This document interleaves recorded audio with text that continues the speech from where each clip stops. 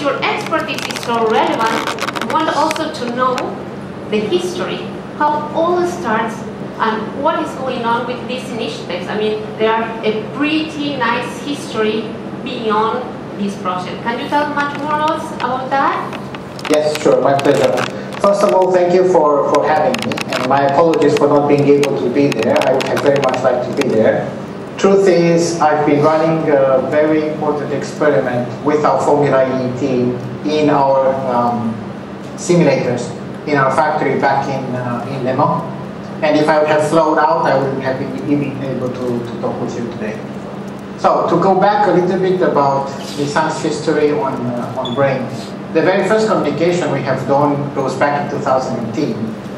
But truth is, my teams have been using brain measurement technologies all the way back to 2008. Back then, we were learning how visual cortex works in order to optimize our navigation systems. And then we optimize our heads-up display systems. We looked at how the balance in our brain changes and how that correlates with the easiness of control. So actually, the road that is on sale now and all the vehicles in the last 2 or 3 years, the dynamics of those vehicles have been tuned using brain activity and brain recordings. The very first time that we communicated our activities was back in 2008 with this brain-to-vehicle technology. And 2018 was a pretty special year where all the autonomous industry was coming and was saying, we are almost there with fully autonomous vehicles. We will be replacing human beings and the cars will be driving by ourselves. But Nissan is about technology for excitement. It's not about technology for putting people asleep and for removing them from the driving seats.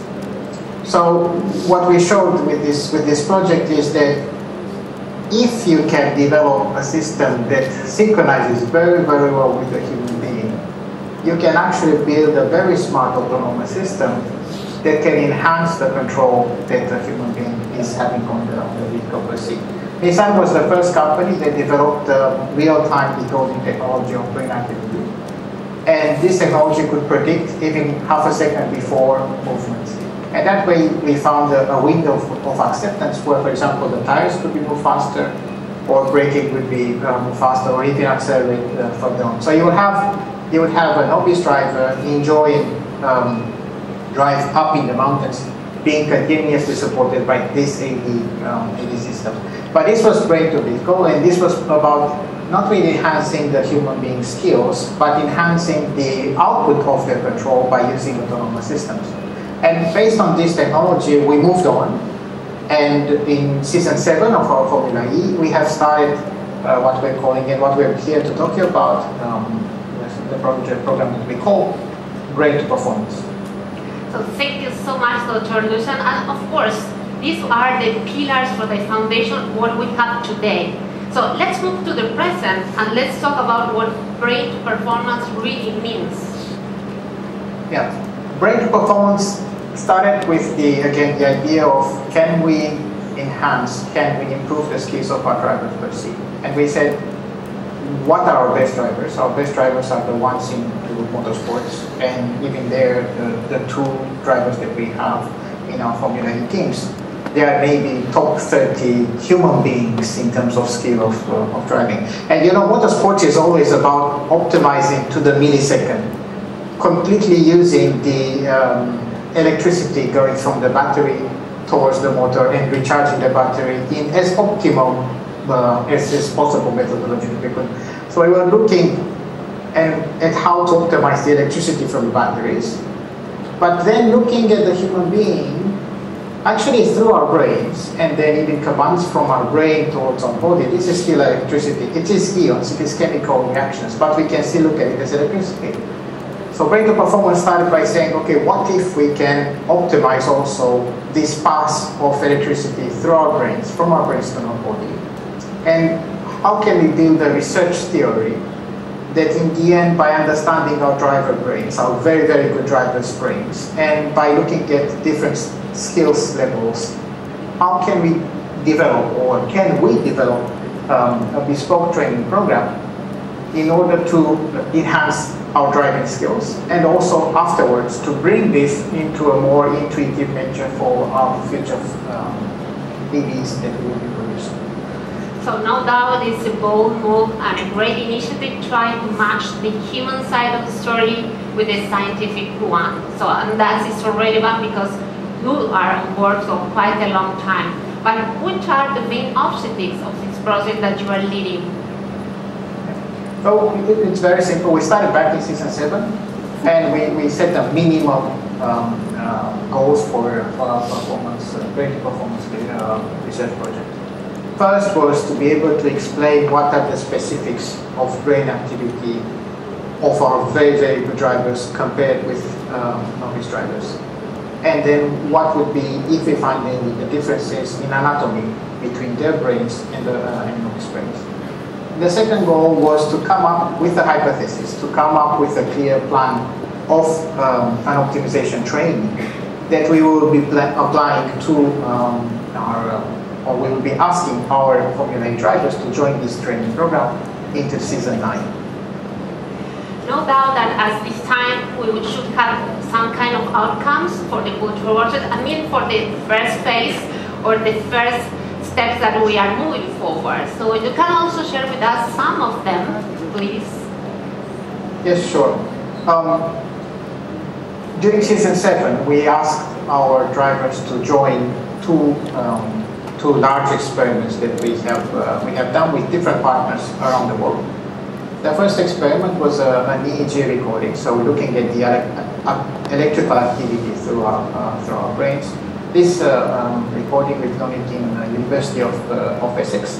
Our 2 Formula E drivers joined, and also 20 novice drivers joined as well. And we have looked at differences. We've seen how well balanced the Formula E drivers' brains work, and how good synchronization they have compared with novice drivers. And then also we have run brain stimulation pilot with this 20 novice drivers in the University of Essex. What we have done was very simple. We used one of our very simple Formula E simulators. We brought one to the University of Essex, and we asked 20 students to come for 10 weeks in a row to drive for 1 hour on, if you know, the track of Gideon, the Formula E track of Gideon. All of them being novice, obviously at the beginning they were very slow, and then each week passing by they would be getting faster and faster. The thing is, for half of them, we have used a special electrical stimulation that will help them learn better the track and learn better how to control the vehicle. A little bit helping the brain get closer to the brain of our Formula E drivers. All of them, they wear this device that we made with our partners in Plateau Science. It's a startup in Copenhagen. All of them, they've been told that they are stimulated, but we stimulated only half, and the other half was like a placebo test. Results were pretty impressive, thinking that this is the very first trial that we had. This trained group, so the stimulated group, they learned the track 50% faster. In 2 weeks, they were as fast as the other group reached in 4 weeks. Also, they learned to use the car 50% quicker than the other group. And this is again the next 6 weeks. They reached in 3 weeks the same speed as the other ones would reach in 6 weeks. And finally, they would remember better the skills. So the skills would be better retained. 30% when they would come the other week, they would be already quicker than the other group. So this was the very first trial showing that with brain stimulation, you can help a group of novice drivers to learn even quicker. And this was the first experiment that we have done. Now that we have great outcomes, but that was talking about the research. But let's move a little bit about moving to another city, Geneva. What happened there? So in Geneva is actually one of the world centers, renowned world centers in brain science. I also spent 3 years in Geneva during my PhD years while working for Nissan. We have a partner there that has a very, very good brain anatomy observing machine, high-grade fMRI scanning device. So this gives a very good picture of the shape of the brain, a very detailed picture of shapes of brains. And what we have done, we compared, so again, our two Formula E drivers, they went to Geneva, they did a 1 hour recording, they were laying down and entered this machine, and we mapped the shape of their brains. We have a pretty large database of Nissan novice drivers back in Japan, and also we have a database of the GT drivers that drive for us in Japan. We compared shapes of Formula E drivers with novice drivers. And we have found very clear differences in anatomy, meaning the Formula E drivers actually have larger parts of the visual cortex. They have larger parts of the motor cortex. These two might be pretty obvious. Let's say it's like a muscle. If you use it for many times, then obviously that muscle would grow and would take a special shape to accommodate the task that you're doing. It's very similar with the brain. Since the main activity for driving is a visual motor activity, then these two parts are larger. But we are the first to actually show with real data that physically Formula E drivers or very high-skilled drivers' brain is larger in different places compared with novice drivers. And more interesting, here we also found an inner part of the brain, which is the hypothalamus, which is also larger.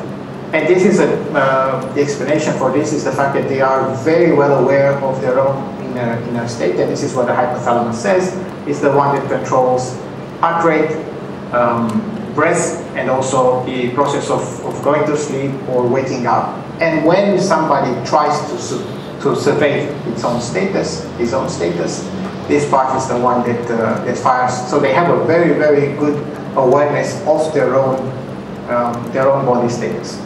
And this is the second. These are the two results that we found out during season 7.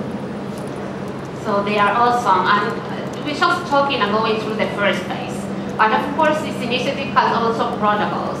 So just getting into the song, what does it mean? Well, for the second phase of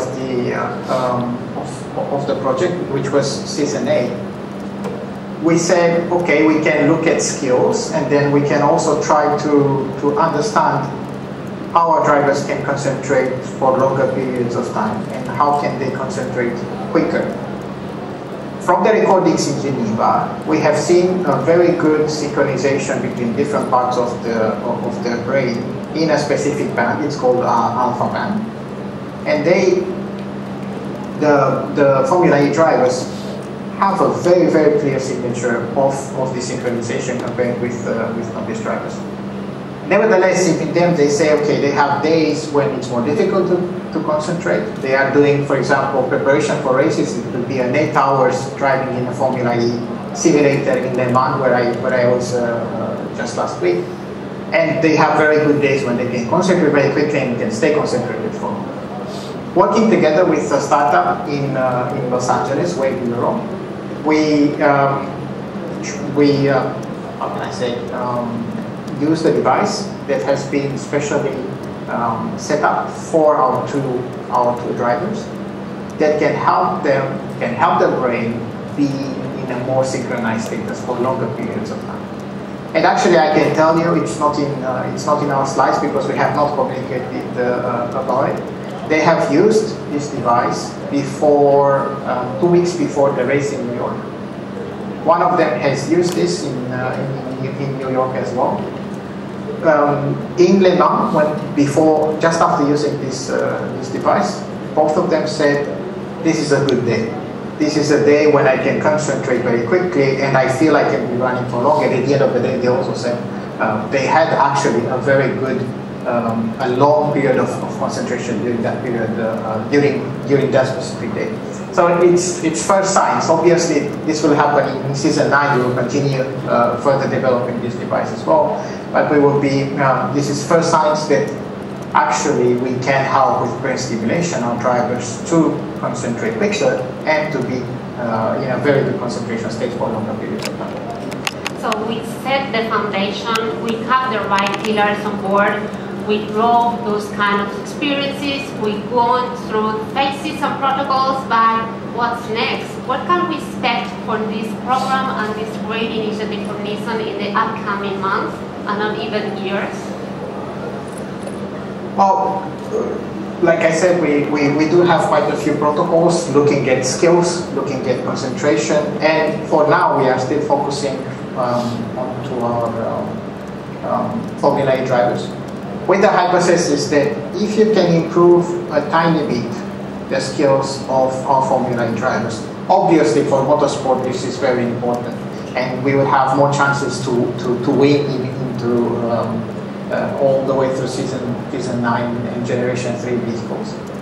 But this know-how, we can bring it, and if we apply this to novice drivers, or let's say to elder drivers, or even to our average drivers, you have a good chance to quickly highly increase the skill of our drivers during this with this training. So what I imagine is bringing this technology from motorsports, for example, to our dealerships.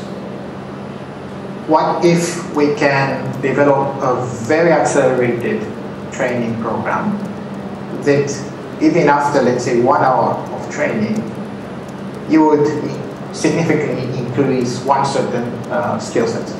So my plan would be, my goal would be, and it means that I did a good job if in, let's say, 5 to 10 years time you come to a Nissan dealership with a vehicle, you get the vehicle tested and improved, and while you wait for that mechanical checkup, you do also a brain checkup and a brain training program.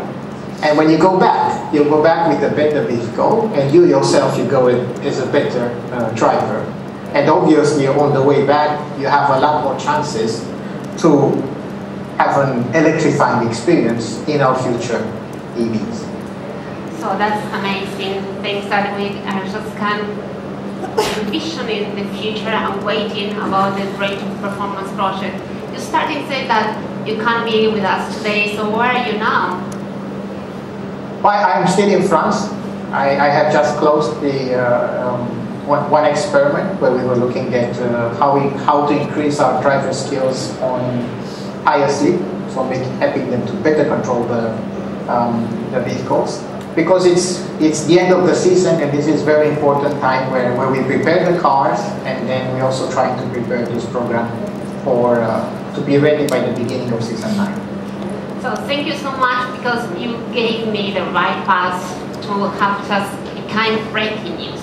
Why we won't have you here to announce with me, but you are on real time with me, to announce what will be happening with the next season.